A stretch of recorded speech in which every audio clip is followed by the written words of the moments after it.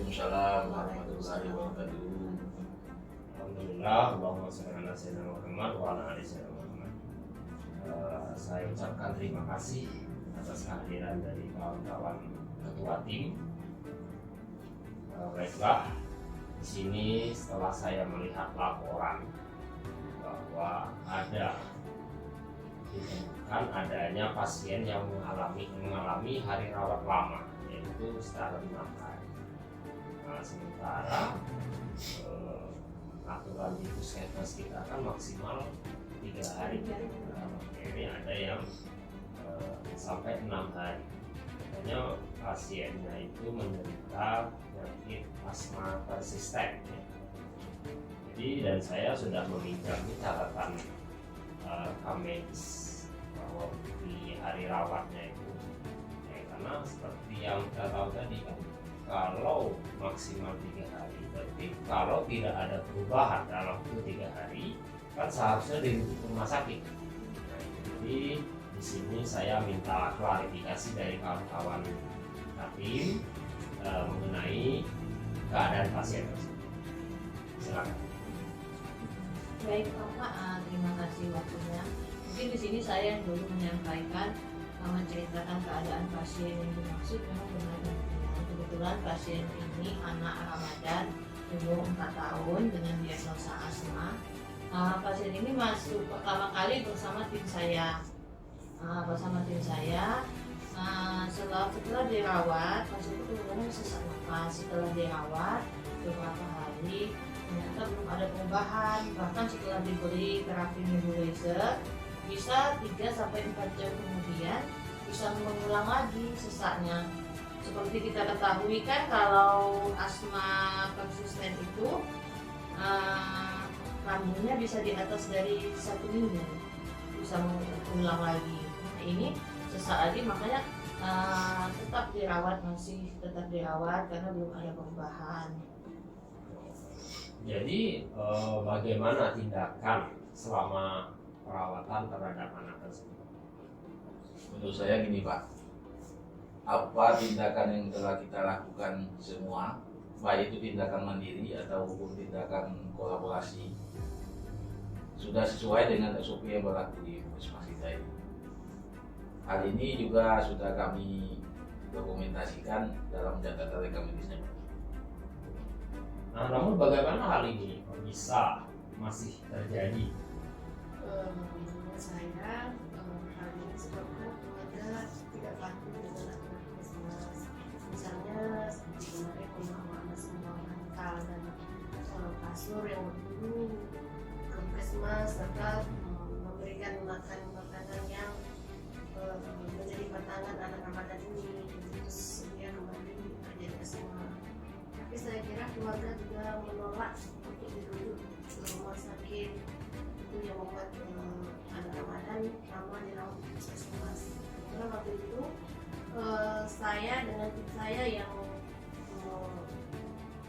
di tiket, keluarga menolak untuk menandatangani tetap menolak untuk dirujuk ke rumah sakit.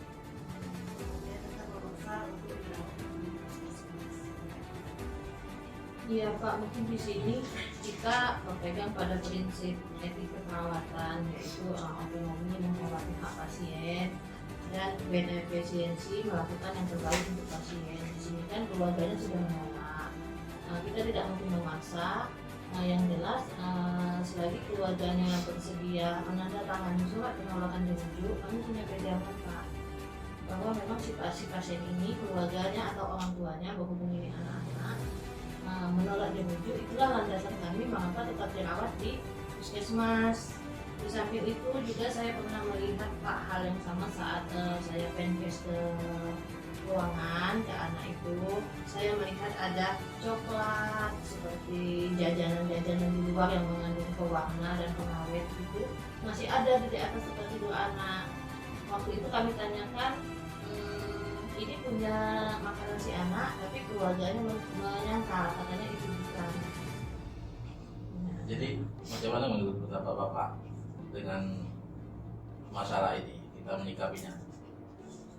Baik, yang pertama yang perlu kita lakukan, jadi kita tetap bekerja sesuai dengan standar asuhan keperawatan dan juga sesuai dengan standar operasional prosedur ya, SOP.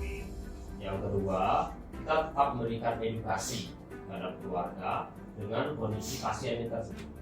Itu harus tetap kita lakukan. Bagaimana kalau keluarga tidak mengiyakan apa yang menjadi aturan proses? Yang pertama pasti harus kita lihatkan kembali, kan jadi sebelum pasien itu masuk biasanya ada menandatangani lembar persetujuan non konsen gitu kan. Nah, jadi kita lihatkan kembali, jadi dokumen inform konsen yang telah ditandatangani oleh keluarga pasien tersebut, yaitu berkaitan dengan segala aturan yang berlaku di puskesmas. Jika pasien dan keluarga tersebut dirawat di puskesmas, tentu ada aturan-aturan yang harus dipatuhi oleh pasien dan keluarganya ya. Nah, itu ada banyak itemnya di konsen tersebut. Nah, kita perlihatkan kembali yang ditandatangani, itu yang pertama. Yang kedua, kita minta keluarga untuk membaca kembali aturan dari puskesmas kita. Yang ketiga, tetap kita memberikan edukasi tentang prosedur, tentang rencana tindakan, serta implementasi dalam pemberian aspek dalam pemberian asuhan keperawatan. Minta keluarganya untuk menandatangani informasi. Jika perlu, kita bawa lagi lembar informasi tersebut. Suruh keluarga menandatangani. Jadi, dan juga tertuang dalam catatan kita dokumentasikan. Yang berikutnya, kita mengajak keluarga untuk berpartisipasi supaya dengan kita perawat keluarga tersebut, kita libatkan, kita berpartisipasi ya dengan kegiatan kita supaya hal-hal yang tadi hari rawat yang lama atau mereka dirawat dengan tidak ada perubahan tersebut tidak, walaupun yang namanya penyakit itu tetap yang berkuasa Allah Subhanahu wa Ta'ala ya, tapi itu wujud dari usaha kita. Nah, itu usaha yang dapat kita lakukan. Ya, mudah-mudahan kalau usaha kita baik, insya Allah hasilnya saya rasa Baik. Ya. Mudah-mudahan keluarga akan memahami apa yang terbaik untuk kondisi anaknya. Mungkin dengan fancase yang akan kami lakukan serta peninjauan kembali inform konsen kepada keluarga pasien, mungkin mudah-mudahan bisa memberi kesimpulan yang tepat. Mudah-mudahan juga kasus macam itu seperti ini, yaitu kasus hari rawat lama lebih dari 3 hari ini tidak terjadi lagi. Kalau memang aturan di puskesmas kan hari rawat itu maksimal 3 hari. Kalau memang lebih dari 3 hari harus dirujuk ke rumah sakit. Tapi kalau memang keluarganya tidak bersedia, kita tidak bisa memaksakan kehendak kita atas aturan itu. Yang jelas kami bisa berpegang pada surat penolakan dirujuk yang ditandatangani. ya, itulah yang kita harapkan kan dari semua ini.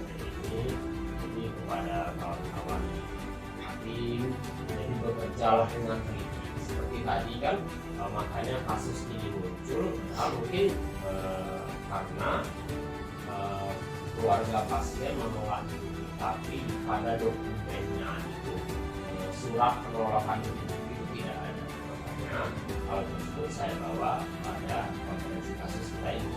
Jadi sekali lagi untuk tetap teliti, apalagi dengan dokumen-dokumen yang berhubungan dengan hal-hal yang seperti tadi.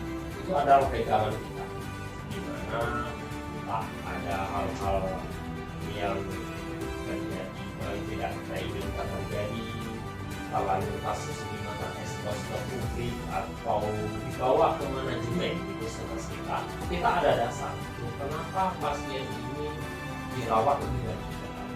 Sementara aturan di puskesmas kita itu 3 hari, jadi lebih dari 3 hari tidak ada perubahan, harus dirujuk ke rumah sakit. Nah ini Pak, buktinya pasien sudah menandatangani tidak mau dirujuk. Ya betul seperti Bu Desi tadi, ya, kita harus asas menghormati hak pasien, kita harus memberikan yang terbaik kepada pasien, itu tetap kita pegang prinsip etik keperawatan.